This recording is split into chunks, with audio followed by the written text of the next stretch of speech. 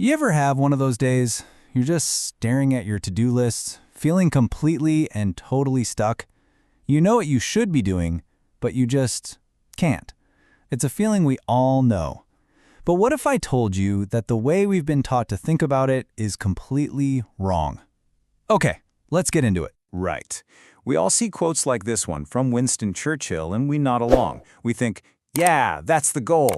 It's all about being resilient, just pushing forward with all this passion. Sounds amazing, doesn't it?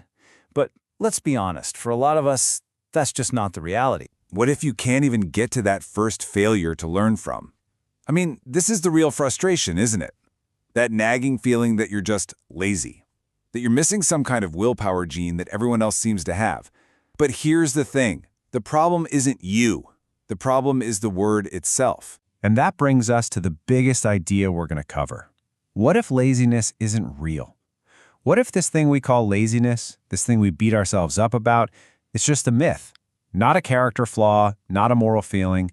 What if it's something else entirely? This right here, this is the game changer. We're going to stop using the word lazy because it's just a judgment. It's a dead end. Instead, we're going to use the word avoidance. Think about it. When you feel lazy, you just feel bad about yourself. But when you realize you're practicing avoidance, that's a clue. It makes you ask a question. What am I trying to avoid right now? And just like that, you shift from blaming yourself to being curious about yourself. And this avoidance, it doesn't come from nowhere. There are really good reasons for it. You know, our brains are literally wired to want good things now, not some reward way off in the future. Or it could be a fear of failure. It's way easier to say I was lazy than it is to say I was afraid I wasn't good enough. Or maybe it's that paralyzing perfectionism. You know, that voice that says, if you can't do it perfectly, don't even bother. Sometimes it's just plain overwhelm. The list is so long, your brain just hits the emergency brake.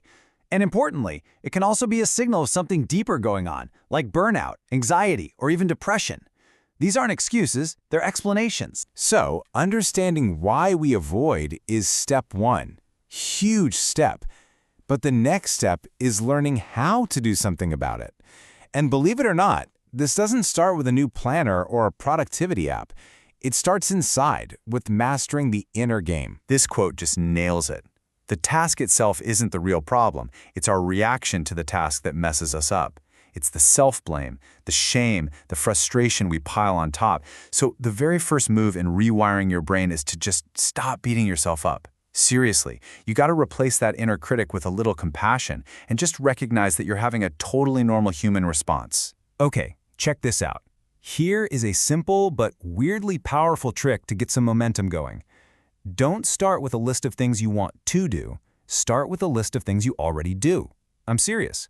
Write down woke up, brushed teeth, drank water, and then physically check them off as you do them. What this does is it retrains your brain. It proves to your brain that you are capable of getting things done. You're creating this chain of tiny successes. Then, after maybe a week of seeing that fully checked off list every single day, you add just one new small thing. Suddenly, progress feels possible, not like this huge, impossible mountain. All right, so now that we're working on that internal mindset, getting our head in the game, now we can start building out our practical toolkit. Once you've got that foundation of self-compassion, these strategies become so much more powerful. Let's kick it off with a classic for a reason, the Pareto principle. You've probably heard of it as the 80-20 rule. The idea is so simple but so profound.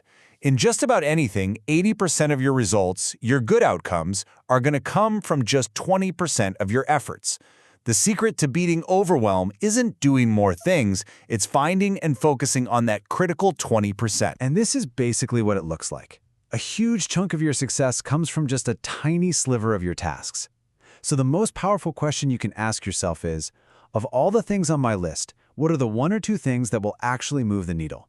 Put your energy there. This isn't about working harder, not at all. It's about working smarter and applying your focus where it really, truly matters. So how do you actually attack that 20%? You make a plan. You take that big, scary goal and you break it down into a ridiculously small first step. So write a book becomes write one sentence. Then you reward yourself for doing it. That little dopamine hit reinforces the behavior. And focus on one thing at a time. Multitasking is a myth.